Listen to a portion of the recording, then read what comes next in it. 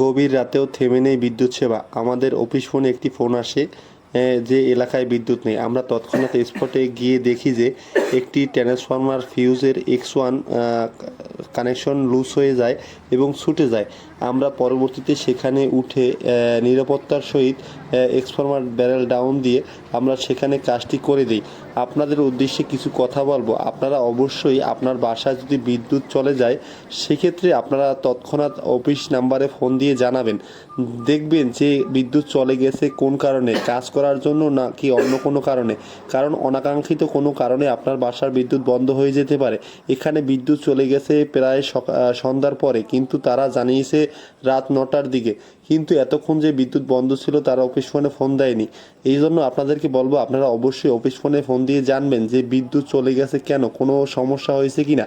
ধন্যবাদ সবাইকে। অবশ্যই পেজটির সাথে থাকুন। ভিডিওটি ভালো লাগলে শেয়ার করে দিন।